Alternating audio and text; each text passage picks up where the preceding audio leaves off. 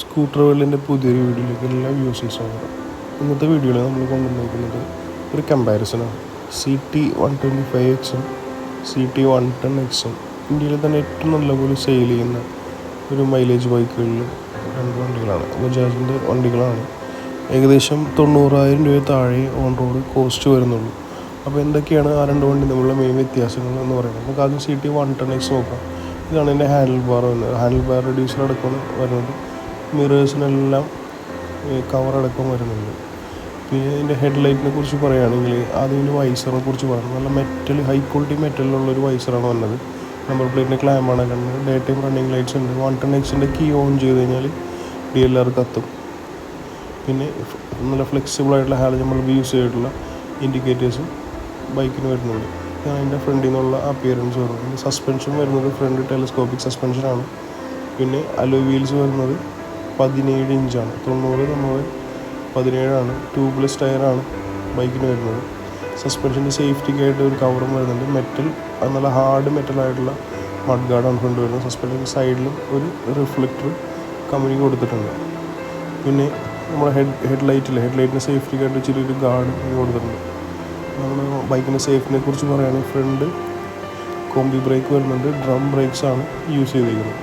നമുക്ക് നേരെ CT125X ആകുമ്പോൾ എന്താണ് വ്യത്യാസം നോക്കാം. CT125ൻ്റെ ഹാൻഡിൽ സെയിം തന്നെയാണ്.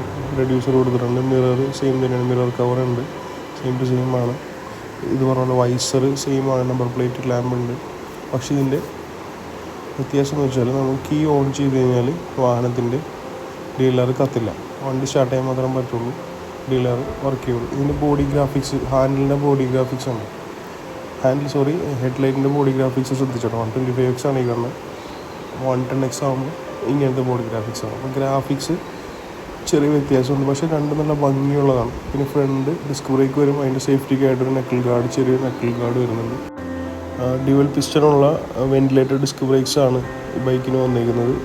ഇത് കൂടാതെ കോമ്പി ബ്രേക്ക് സപ്പോർട്ടും വരുന്നുണ്ട്. ടയേഴ്സ് എല്ലാം ഇപ്പോൾ 110X ആയാലും 125X ആയാലും 17 ഇഞ്ച് ട്യൂബ്ലെസ് ടയേഴ്സ് തന്നെയാണ് രണ്ട് ബൈക്കുകൾക്കും കമ്പനി കൊടുത്തേക്കുന്നത്. പിന്നെ ഇതിൻ്റെ ടാങ്കിൻ്റെ ഗ്രാഫിക്സും ശ്രദ്ധിച്ചു. ടാങ്കിൻ്റെ ഗ്രാഫിക്സ് റെഡും വൈറ്റും മിക്സുള്ള അടിപൊളി ഗ്രാഫിക്സ് വരുന്നുണ്ട്. നമ്മുടെ ലെഗ് ഗാർഡും വരുന്നുണ്ട്. പിന്നെ സൈഡ് കവറിൽ നല്ല അടിപൊളി ഗ്രാഫിക്സ് കൊടുത്തിട്ടുണ്ട്. 125ൻ്റെ സിലിണ്ടർ യൂണിറ്റും അതുപോലെ തന്നെ എഞ്ചിനെല്ലാം ഗ്ലോസി ബ്ലാക്ക് പെയിൻറ്റഡ് ആണ്. ഇതാണ് ലെഗ് ഗാർഡ്. ലെഗ് ഗാർഡിന് അഡീഷണൽ ആയിട്ടൊരു റബ്ബറിൻ്റെ പാഡിങ് കൊടുത്തിട്ടുണ്ട്. ഇതാണ് എഞ്ചിൻ ഗാർഡ്. ഈ 110X ആകുമ്പോൾ ചെറിയ വ്യത്യാസമുണ്ട്. ലെഗ് ഗാർഡൊക്കെ സെയിം ആണ്. പക്ഷേ എഞ്ചിൻ ഗാർഡ് കുറച്ചുകൂടി വലിപ്പമുള്ള എഞ്ചിൻ ഗാർഡാണ് 110Xന് ബൈക്കിന് കൊടുത്തേക്കുന്നത്. ഇത് മറ്റേ മോഡലാകുമ്പോൾ കണ്ടോ, ഇതുപോലെ ഒതുക്കമുള്ള ചെറിയ എഞ്ചിൻ ഗാർഡാണ് കൊടുത്തേക്കുന്നത്. അപ്പോൾ ഒരു കാര്യത്തിൽ രണ്ടിലും വ്യത്യാസം വരുന്നുണ്ട്. പിന്നെ ടാങ്കിനെ കുറിച്ച് പറയുകയാണെങ്കിൽ ഓൾമോസ്റ്റ് സെയിം സൈസ് തന്നെയാണ് ടാങ്ക്. ഏകദേശം 12 ലിറ്ററാണ് രണ്ട് വണ്ടിക്കും ടാങ്ക് വരുന്നത്. ടാങ്കിൻ്റെ പാഡ് വരുന്നുണ്ട്. പിന്നെ മറ്റൊരു ഫീച്ചറിനെ കുറിച്ച് പറയുകയാണെങ്കിൽ ഇതാണ് അതിൻ്റെ ഗിയർ സിസ്റ്റം വന്നത്. 4 സ്പീഡാണ്. 125 ആകുമ്പോൾ 5 സ്പീഡ് വരും. Side stand, engine cut off sensor രണ്ട് വണ്ടിക്കും കോമൺ ആയിട്ടുണ്ട്. സ്റ്റാൻഡ് തട്ടിയാൽ മാത്രമേ വണ്ടി സ്റ്റാർട്ട് ആവുള്ളൂ. ഫുഡ് റെസ്റ്റ് സെയിം ആണ്. ഫോൾഡബിൾ ടൈപ്പ് ഫുഡ് റെസ്റ്റ് ആണ്. ചെയിൻ കവർ നല്ല മെറ്റൽ ടൈപ്പ് ഹെവി ക്വാളിറ്റിയുള്ള ചെയിൻ കവർ രണ്ട് മോഡലും വരുന്നത്. Back side suspension dual spring use ചെയ്തിട്ടുള്ള 5 പോയിൻ്റ് അഡ്ജസ്റ്റബിൾ ആയിട്ടുള്ള അടിപൊളി എൻഡ്യൂറൻസ് സസ്പെൻഷനാണ്. 110Xനും 125നും വരുന്ന നല്ല വീതിയുള്ള വലിപ്പമുള്ള ഒരു അടിപൊളി സാരി കാർഡ് കൊടുത്തിട്ടുണ്ട്. പിന്നെ ഇതിൻ്റെ റിയർ ഗ്രാബിൻ്റെ ബോൾട്ടിങ്, 2 ബോൾട്ടിങ് വരുന്നുണ്ട് റിയർ ഗ്രാബിന്. അപ്പോൾ റിയർ ഗ്രാബ് നിങ്ങൾ ശ്രദ്ധിച്ചിട്ടുണ്ടോ? അത് സ്പോർട്ടി ടൈപ്പ് റിയർ ഗ്രാബാണ്. അത്യാവശ്യം കയ്യെത്തുന്നവർക്ക് റബ്ബറിന് ഗ്രിപ്പ് കൊടുത്തിട്ടുണ്ട്. പിന്നെ എന്തെങ്കിലും സാധനങ്ങൾ വെച്ച് കെട്ടിക്കൊണ്ട് പോകണമെങ്കിൽ തന്നെ ലോഡ് കുറച്ച് താങ്ങും. ഇതാണ് അതിൻ്റെ വലിപ്പമുള്ള സീറ്റ് വരുന്നത്. ഇനി 125X ആകുമ്പോൾ വ്യത്യാസം വന്നതെന്ന് വെച്ചാൽ നിങ്ങളതിൻ്റെ എൻജിൻ സിസ്റ്റം നോക്കുമ്പോൾ വ്യത്യാസം വരും. കാരണം 5 സ്പീഡ് ഗിയർ ബോക്സ് വരും. Side stand, engine cut off sensor ഈ വാഹനത്തിനും വരുന്നുണ്ട്. ബാക്കി ഫീച്ചേഴ്സിനെ കുറിച്ച് പറയുകയാണെങ്കിൽ ഗ്രാഫിക്സ് എല്ലാം നല്ല അടിപൊളി ബോഡി ഗ്രാഫിക്സാണ് ബൈക്കിന് കൊടുത്തിരിക്കുന്നത്. ചെയിൻ കവറെല്ലാം മെറ്റൽ ക്വാളിറ്റിയാണ്. സെയിം ഡ്യുവൽ സ്പ്രിങ്ങുള്ള സസ്പെൻഷനും വരും. സെയിം എന്താ പറയുക, സാരി ഗാർഡ് എല്ലാം വരും. റിയർ ഗ്രാബൊക്കെ സെയിമാണ്. സീറ്റ് മാറുന്നുണ്ട്. ഇതാകുമ്പോൾ കുറച്ചുകൂടി ലെതർ ക്വാളിറ്റി സീറ്റ് വരും. പിന്നെ അത് കൂടാണ്ട് ബാക്ക് സൈഡിൽ 125Xൻ്റെ ഒരു അടിപൊളി ബാഡ്ജിങ്ങും വരുന്നുണ്ട്. Same to same rear grab rail തന്നെ ആണ് ഈ വാഹനത്തിനും വരുന്നത്. അത് രണ്ട് സൈഡിൽ ഈ 2 ബോൾട്ട് വെച്ച് ഹോൾഡ് ചെയ്യുന്നതാണ്. അപ്പോൾ അത്യാവശ്യം വെയിറ്റൊക്കെ താങ്ങിയാലും ഒന്നും പറ്റുന്നില്ല. ബാക്ക് സൈഡ് ഇൻഡിക്കേറ്റർ ആയാലും ടെയിൽ ലാമ്പ് ആയാലും സെയിം ടു സെയിം ആണ്. ബാക്ക് സൈഡ് സൈലൻസറിനെ കുറിച്ച് പറയുകയാണെങ്കിൽ മാറ്റ് ബ്ലാക്ക് സൈലൻസർ, സിൽവർ പെയിൻറ്റഡ് ആണ്. ടയർ 17 ഇഞ്ച് ട്യൂബ്ലെസ് ടയർ തന്നെയാണ് ബൈക്കിന് വന്നത്. സെയിം മാറ്റ് ബ്ലാക്ക് അലോയ് വീൽ തന്നെയാണ് ഈ വാഹനത്തിനും വരുന്നത്. പിന്നെ ഇതിൻ്റെ മറ്റൊരു പ്രത്യേകത എന്ന് വെച്ചാൽ കിക്കർ അവൈലബിൾ ആണ് 2 മോഡലിലും. അതുപോലെ ഈ കാണുന്നതാണ് ഇതിൻ്റെ മുകളിലായിട്ടാണ് ഫ്യൂൽ പമ്പ് വരുന്നത് വാഹനത്തിൻ്റെ. ഇത് OBD2 സെൻസറുള്ള വാഹനമാണ്. അതിൽ എന്താ പറയുക, ഫ്യൂൽ എമിഷൻ വളരെ കുറവായിരിക്കും. ഒരു BS7 എന്നൊക്കെ പറയില്ല, അതിൻ്റെ റേഞ്ചിലേക്ക് എത്തിയിട്ടുണ്ട്. E20 fuel സപ്പോർട്ടറാണ്. പിന്നെ 110X കുറിച്ച് പറയുകയാണെങ്കിൽ ടയറിൻ്റെ ആ പാറ്റേൺ ചെറുതായിട്ട് മാറിയിട്ടുണ്ട്. സൈസ് സെയിം തന്നെയാണ്, 17 ഇഞ്ച് സൈസ് തന്നെ വരും. ഡ്യുവൽ സ്പ്രിങ് യൂസ് ചെയ്തിട്ടുള്ള സസ്പെൻഷൻ വരും. 5 പോയിൻ്റ് അഡ്ജസ്റ്റബിൾ ആണ്. Same to same sari guard വരും. 110Xൻ്റെ ബാഡ്ജിന് സൈഡ് കവറിലുണ്ടാവും. സെയിം കിക്കർ 2 വണ്ടിക്ക് അവൈലബിൾ ആണ്.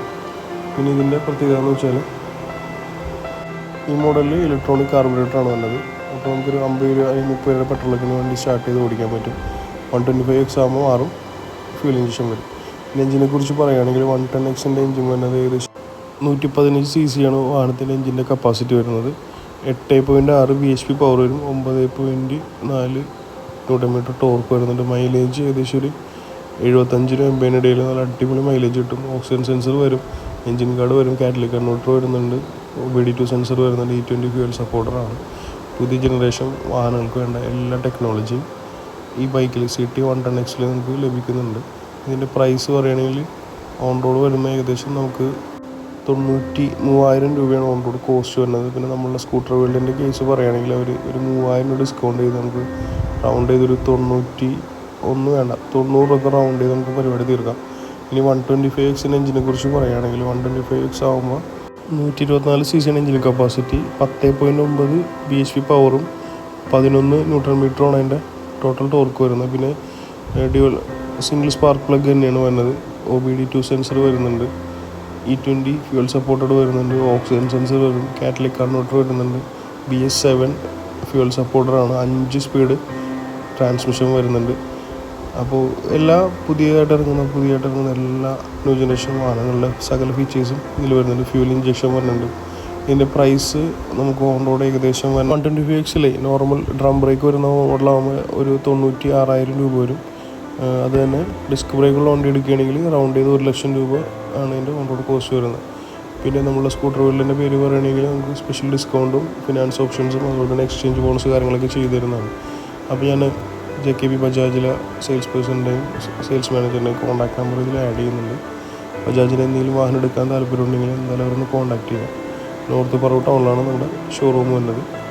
അപ്പോൾ CT 110Xും 125Xും തമ്മിൽ നിങ്ങൾ വിലയിൽ മനസ്സിലാക്കണം. ഏകദേശം ഒരു 7,000-6,000 രൂപ വ്യത്യാസമുണ്ട്. നിങ്ങൾ മൈലേജാണ് കൂടുതൽ നോക്കണമെങ്കിൽ 110Xലേക്ക് പോകാം. കംഫർട്ടും എഞ്ചിൻ പവറും മൈലേജും വേണമെങ്കിൽ 120